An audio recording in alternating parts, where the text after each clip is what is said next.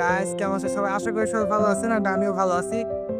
আজকে আমার হাতে যে FTD2 রাপ্টর প্লেনটা দেখছেন, এটা হচ্ছে আমার একটি কাস্টমারের জন্য তৈরি করা। তো উনার হচ্ছে আমি কিন্তু সাধারণত কাস্টমারের যে প্লেনগুলো বানায় দেওয়া হয়, ওগুলো নিয়ে এরকম ভিডিওতে আসি না। তো আজকে ভিডিওতে আসার কারণ হচ্ছে উনার কথা ছিল যে কাস্টমারকে প্লেনটা ফ্লাই করে দেখিয়ে দিতে হবে। তো যেহেতু ফ্লাই করব এবং ভিডিও করে তাকে দেখাতে হবে, সেই জন্য আরকি আবার আপনাদের মাঝে ভিডিওটা নিয়ে আসি। আপনারা দেখেন যে প্লেনটা আসলে কেমন ফ্লাই হয়। তো এটা হচ্ছে যে এই প্লেনটার ওভারঅল লুক, হ্যাঁ? তো যেহেতু এটা আমি হা হা হ্যান্ড মানে হাত থেকে ফ্লাই করব, হ্যান্ড টেকো। তো সে অনুযায়ী হচ্ছে আরকি এটাতে প্রিন্টটা লাগানো হয় নাই। যাই হোক কথা না বাড়াই, তো চলুন দেখা যাক এটা কেমন ফ্লাই।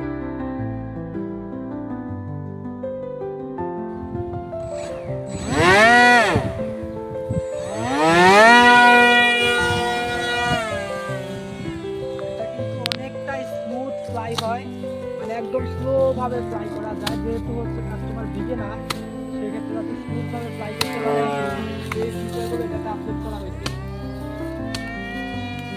এটা কিন্তু হচ্ছে আপনার স্মুথের পাশাপাশি হচ্ছে মানে স্পিডেও ফ্লাই করা যায় এটা।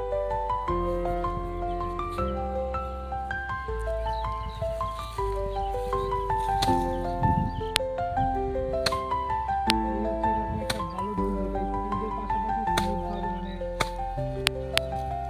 ভালো রিসোর্স ফ্লাই করতে পারে।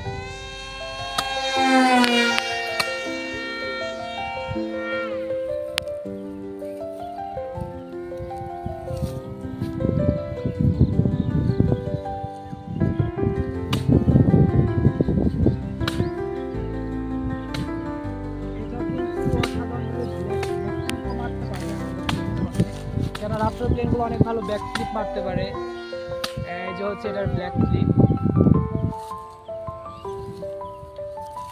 প্লেনটা যাকে বানিয়ে দিচ্ছে উনি বলেছিল যে উনি একজন বিগিনার, তো সেই হিসাবে প্লেনটা অনেকটা স্মুথ আছে।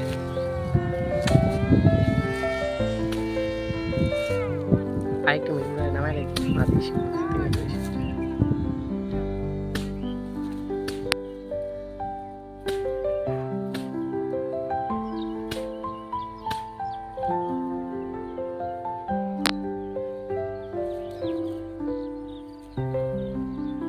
এটা কিন্তু একদম মানে খুব কম থ্রটলে ভালোভাবে ফ্লাই করা যায়, যেহেতু এটার ওয়েট অনেক কম অ্যান্ড এটা স্মুথের জন্য বানানো হয়েছে।